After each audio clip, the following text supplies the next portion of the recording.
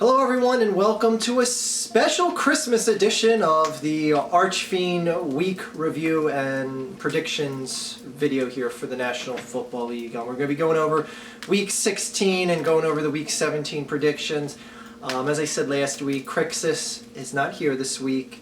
I'm sorry, I'm busy doing stuff for the holidays and Girlfiend doesn't have him over here with us today. So to those of you that tune in to see Crixus, I'm sorry. You're just going to have to cry a river and float away. Float far, far away till you find Crixus. Anyway, I hope everyone had a good Christmas out there, by the way. Merry Christmas to everyone. Merry anything, whatever you celebrate. I have no complaints. Some of the weird little gifts Girlfiend got me. I usually put like bird feeders out in my front yard. She got me like these little things. They're like made entirely out of like bird seed and other random shit. Like you hang these from somewhere. Anyway, yeah, that's kind of the cookie shit that I get for Christmas. Anyway, thank you for that, Girlfiend. And it's been a real good year, and I guess it's kind of just like a moment to, and by the way, sorry if the fireplace is really loud in the background. I want to personally thank people that have tuned in, because this is the final week of football, and it's not going to be the fun, because I'm going to make a video for each one of these during the playoffs, but those videos are going to be significantly shorter since there's much less to talk about, since there's such fewer games. But I want to thank the numbers of you. Like, granted, there's about 1,500 of you weekly that tune in to see me talk about something that, frankly, a lot of you don't care about, which is a sport that I hold to a particular interest of me. This has been a series of videos that I've been doing, and trust me, people have been unsubscribing from my channel every single week. Every single week I get a new round of people saying, I didn't subscribe to see this sports video shit and all this other stuff, and it's all well and good. No one's forced to stay here. I didn't ask anyone to come here. I'm not going to ask anyone to stay here. So you're of your own free will to leave. And I just want to take this moment now just to thank the numbers of you that have basically just, quelled those people that screamed with their little pissy pants in an uproar and just said, thank you for making these videos. There's people abroad that have said, thank you, I found an interest in American football because of the videos you made, because I like the way you critique them, because I like the way you get angry at them, just whatever the case may be. So thank you to all of you guys that have just motivated me to keep doing something that was more something I personally wanted to do, and not so much something that I said, oh, I'm going to make this because my audience is absolutely looking for this. This is just something that I found a particular interest in. I stuck with it, and I thank you guys. Even if these videos get significantly less views than my main videos, it doesn't matter. I felt nothing but satisfied doing these, and I just wanted to take this moment to thank you guys that tuned in every week. So anyway, without further ado, and with one Crixus less in this video, let's go ahead and go over the Week 16 NFL review. Start off the week with Atlanta at Detroit. And I'm probably not going to get too angry in this video. I could, piss up a storm about the Eagles again, but it's Christmas, and, it's been a festive spirit all day. So don't expect me to be, raging like I do in the other videos. So anyway, Atlanta started off the week last Saturday at Detroit, winning 31-18. Atlanta is in that predicament, if you will. It should be a good place, but everyone sees oh, well, Atlanta's dominating the regular season again. What will they do in the playoffs? I can tell you right now, I still got Atlanta being beat in the first round against the Washington Redskins. I have the Washington Redskins win the first round. They'll probably play someone like Minnesota, go on to the second round after Atlanta has the bye, go into Atlanta and torch that team. Watch and learn. Anyway, Matty Ice is Matty Ice. We've seen this before.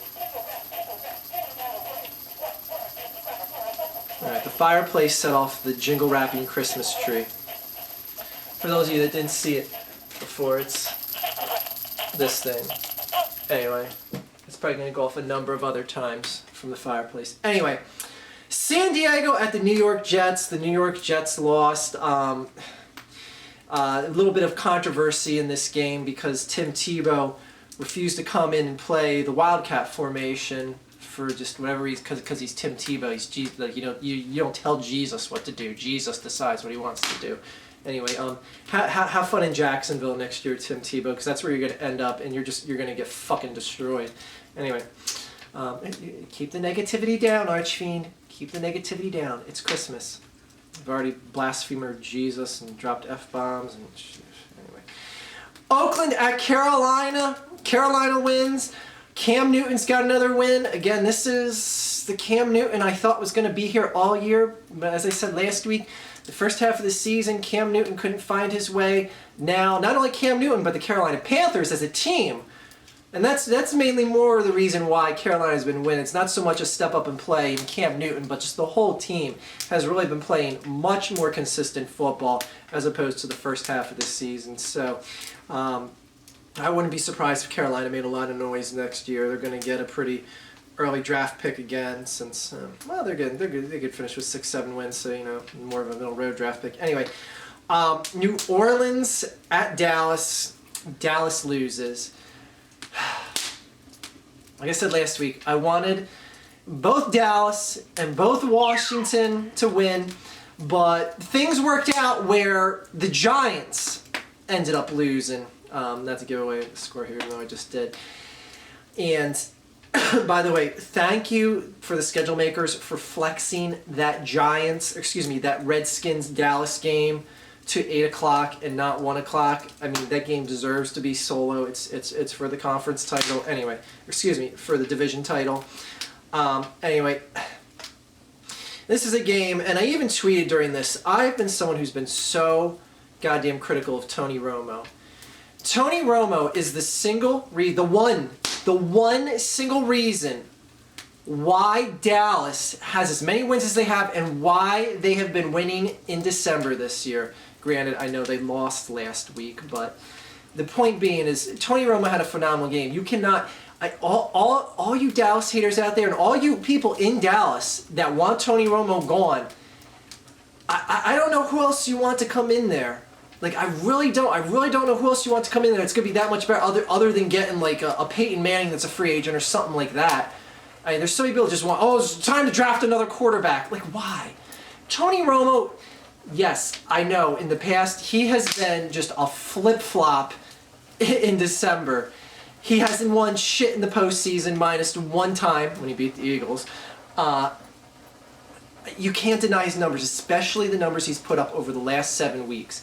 This guy is going to go into the playoffs hotter than a set of biscuits coming out of the oven, and that's not even a phrase. I just made that up. Anyway, I want to hate Tony Romo as much as the next guy, but Jesus Christ, this guy is on fire. We'll see what he does against RG3. If they stop RG3 and the Redskins, I really don't think anyone's going to look forward to playing Dallas in the first round. I really don't think anyone is going to want to play Dallas in the first round because they've been putting up a lot of points. They've been making plays on D. They've been making plays on O. And Tony Romo is on fire. And it makes me want to vomit seeing this as someone who's just hated the guy since day one. But anyways, it's in my DNA to hate any quarterback from Dallas. Tennessee at Green Bay. Boy, what an impressive showing from Tennessee. They lost 55-7. How the hell, this goes to speak volumes about how bad the Jets are. This Tennessee Titans team beat the Jets last week. They gave up 55 points, and this is the team that beat the Jets? Positivity, Archfiend. No need to trample on the Jets fans any more than you have to. Just it's Christmas. Boy, did someone tell you guys that you should be wary with Minnesota going into Texas? Boy, did Minnesota stop a mud hole in them or what? We're 23-6. 23-6 Minnesota beats the Texans going into Houston. Told you so. All right, let's bang through these. New England at Jacksonville. I started bragging when New England got down in this game 10-0. I was like, oh, look who picked Jacksonville! I told you so. And then New England fans started just mocking me on Twitter when they won 23-16. I was like, whoa, calm down. You beat the Jacksonville Jaguars by a touchdown. Shh. You got stomped by the 49ers the week before. Shh, shh.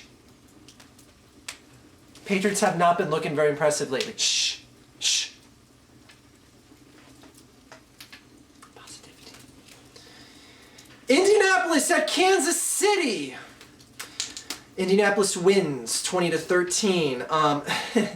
Now this is a game, and I just want to make a note of something I want to bring up during the Seattle game. So remember the score of this game, because I just want to bring something up when I go over the Seattle game and the Washington game, because I want to correlate these games together. So I'm just going to... Anyways, Indianapolis won by 7 points against Kansas City. St. Louis at Tampa Bay. St. Louis wins. St. Louis is a team, for whatever reason, they don't know what the hell team is taking the field week to week, unless it's the 49ers, which they always look good against. It's a pretty impressive win, anyway. Washington beats my Philadelphia Eagles again, 27-20. Probably the last home game for Andy Reid at Lincoln Financial Field in Philadelphia. Now, I was very highly critical of the play of Nick Foles in the second half of this game specifically, especially that duck he threw to Macklin on that final drive. Well, it turns out he broke his hand 2 plays before the end of the first half, so it's like, oh, well, you can't really fault the guy for shitting the bed in the second half. He was playing with his throwing hand. He was playing with a broken hand, so I give him credit for gritting it out and wanting to stay in the game, but you gotta wonder if, you just gotta, put your machismo aside and let somebody who doesn't have a broken hand come in the game. But anyways, I mean, he still looked pretty solid in that game. The fucking tight end, what is his name? I dropped another F-bomb. Moore, whatever. He was signed 3 days ago. Anyway, the replacement tight end, this dumb white oaf, gets a pass from Foles that could have presumably been the game-tying score. Motherfrigger gets hit right in the hands and chest with the ball and drops the shit. I think his name is Moore. Is that his last name? Moore. Drawn a complete... Anyways, like I said, they signed him 3 days ago. Who gives a shit what his name is? He's not going to be here next year. Anyways, that big white oaf, jabroni, drops the ball, and it's just another microcosm of what the Eagles' season has been. Falling short every way possible, losing a game every way possible. Again, it is time to blow up this team. Now, as I mentioned before, Nick Foles had a broken hand, which means he's not the starting quarterback. Now, last week, Michael Vick was the third starter, behind Trent Edwards. Now, Michael Vick has been elevated to the second-string quarterback, which now makes him the first-string quarterback since Nick Foles is injured. So Michael Vick is going to be playing the final game of the Eagles season in New York against the Giants. Now, already people in Philadelphia are panicking because they're like, wow, what if Michael Vick blows up? What if he has that just game-stealing moment again, like he had in the Miracle in the Meadowlands Part 2 years ago, right before Christmas, coincidentally enough, where he came back down from 21 points with, I think it was like 7 minutes left in the game. And not only did they score the 21 points, but Deshaun Jackson takes a kickoff return with no time left, so they scored 28 points in the final 7 minutes. Unreal. What if Michael Vick has another game like this? That is the big question in Philadelphia. It's like, oh, well, clearly we got to bring him back here because he was wrote off. He was gone. He wasn't supposed to get another chance to play this year. This was Foles' year to finish out, but now he's got a broken hand. It's just like what a quagmire. It's like we can't escape easily. We have to have constant questions and doubts and suffering to the bitter end. It should be just like, all right, let's see what Foles can do one last game. It's like, no, now we got to see a Michael Vick quarterback controversy brew up. And if he plays well, that's great. It's all well. I'd love to see New York get their ass blown out at home and see their shot at the playoffs go bye-bye. I would love to see that. And if Michael Vick does it, I would love to see him do it. But my God, is this going to open a can of worms if Michael Vick plays superior football? The one thing this will do, however, is if Michael Vick shits the bed, everyone that is saying, oh, Michael Vick should have got a chance to play again next year. He has talent, just his stats last year and his stats this year, you got to give him another... He has everything on the line. His entire career with this team is on the line. If he shits the bed, if he plays a mediocre game, he's gone. There's no questions about it. Because he knows he has to bring his A game. And if he brings his A game and his A game effort, and it's a mediocre effort, bye-bye. There's no more questions. He's playing a game that he has to dominate. And if he doesn't do that, bye-bye. Shush if you want to give him another year chance. That option's gone. No one can say that anymore. So, let's move right along here. Again, I tend to piss and moan about my Philadelphia Eagles more than anything else, but Cincinnati beating the Pittsburgh Steelers. Let me hear the sounds here. Let me hear. Yeah, that's what I thought. That's the sound of every Pittsburgh Steelers fan that got on my ass when I told you this Pittsburgh Steelers team is no better than a 500 football club at the beginning of the season. Let me hear what else they have to say. That's what I thought. They had nothing else to say. Anyway, told you so. Buffalo at Miami. Miami wins again in impressive fashion, but then again, beating Buffalo in impressive fashion is really nothing impressive this year. 24-10 over the Buffalo Bildos. Call them Bildos. It's like a buffalo head dildo. I don't know. I just made that up. Cleveland at Denver. Denver just basically opened up a can of whoop ass, but we all know Denver is the team to beat now in the AFC. Denver wins 34-12. It's one of those games like you go on cruise control after halftime. Chicago beat Arizona. Oh, darn. Chicago stopped Arizona from getting a winning streak again this season. So their winning streak stopped it. Well, didn't have a streak. It was that one game. Sucks for you. Arizona, we're in the same shape as you are in Philadelphia here. It's too bad. By the way, with the tiebreaker over you in the draft, thanks for beating us early on in the season. Chicago at Arizona. I already said that. The New York Giants at Baltimore. Then I'm going to bring up that... Oh, no, I already covered the third game. Anyway, the Seattle game. That's what I wanted to say. We'll get to that in a second. New York Giants at Baltimore. Again, the Giants shit the bed. I think everyone that has a playoff spot in the NFC wants to play the Giants in Week 1 in the playoffs. Oh, my God. Teams would be frothing at the mouth to play this Giants team. Because, like even if they dominate the Eagles, which they should... the Giants should dominate the Eagles next week. I don't care if Michael Vick's playing or not. It doesn't matter. The team is just such a hobbled trash bin fire that it doesn't matter. But this team is playing such soft football right now. Baltimore's been playing weak football, and they just manhandled Giants. My God, when Ed Reed just knocked the shit out of Cruz when he's running to the sideline, and Ed Reed just stands there, lays his shoulder in him, and just stands over his prone body. He's laying on the ground like King Tut. Ed Reed just like puts his hand down to help him up. They realize he's not even moving. He just like stands over him like, yeah, just lay down there for a second, motherfucker. That's what it's like to get hit by me. Dropped another F-bomb on Christmas. I'm sorry. Positivity. So anyways, Ed Reed politely knocked the bejeezers out of Cruz when he was going for a reception. It's like I think Kruger was overcutting on the back of the route. That's like the one thing that saved Cruz from getting a concussion, because basically Ed Reed just smashed Cruz into his own teammate. If Kruger wasn't there, he would have basically ate the turf. Actually, I don't think it was Kruger. Anyway, but it doesn't matter. Anyways, Giants. Boy, again, I think everyone in the NFC that's in the playoffs would love to play the Giants in Week 1. My God. Anyway, San Francisco at Seattle. Seattle wins 42-13. 42-13.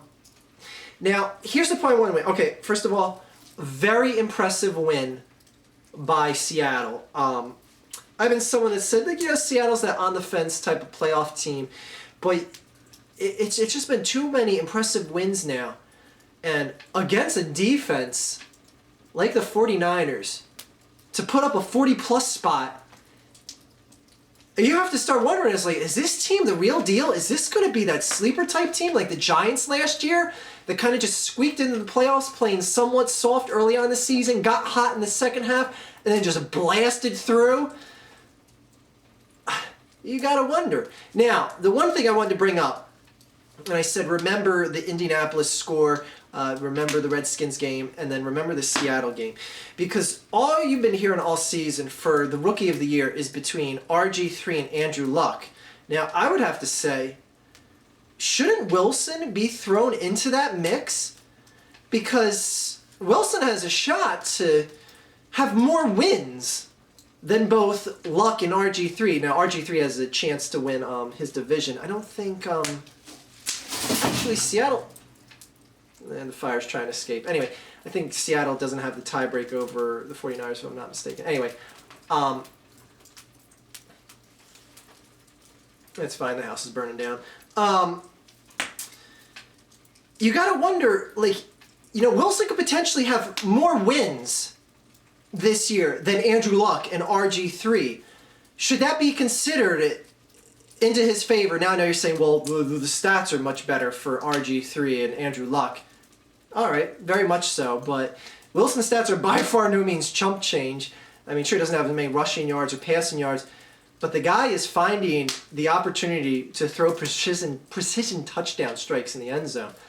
As far as I'm concerned, a quarterback that's getting touchdowns down, he might not be, you know, picking apart defenses to get those big 80-plus yards accumulated on every drive just from his arm.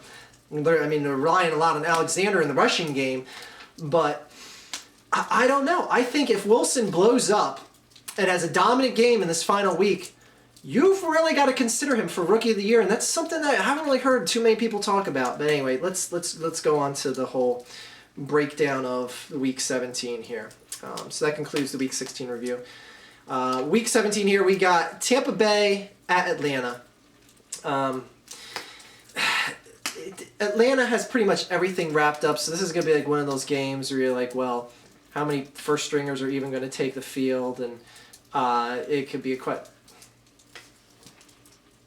Sorry, smoke's coming in the house because one of the logs fell out of the fireplace. So if you see the whole thing burst up in flames behind me, don't worry. I have a fire extinguisher. It's in the other room. But anyway, Tampa Bay. I guess you're gonna look for them to win because again, you're gonna see a lot of second stringers. But it's in Atlanta. I don't know. Tampa Bay's been shit. You know what? Fuck it. I'll pick Atlanta. I said the F-bomb again on Christmas. New York Jets at Buffalo. Jesus Christ. You got to think Buffalo's going to win against the Jets, right? All right, we'll go with that. The battle of the New York AFC teams goes to Buffalo. Baltimore at Cincinnati. Look for Baltimore to win that game. I'm going to blast through these. These videos are just so fucking long anymore. So friggin' long anymore. Chicago at Detroit. Look for Chicago to win. Houston at Indianapolis. Look for Indianapolis to win. Jacksonville at Tennessee. Flip a coin. What does it land on? Oh, Jacksonville. Jacksonville beats Tennessee. Cleveland at Pittsburgh. I got no hate in my heart for you Steeler fans. I'll go ahead and I'll pick the Steelers to win this game. All right. Jay making the playoffs, just like my Eagles. All right. Carolina at New Orleans. Look at New Orleans to win that game. Philadelphia at the Giants.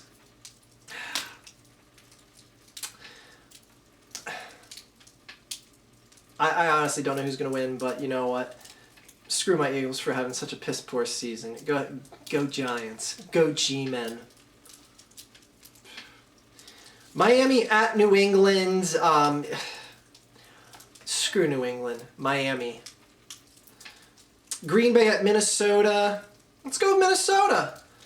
Let's go with Minnesota. Let's hope a single-season rushing record gets broken by Adrian Peterson. St. Louis at Seattle.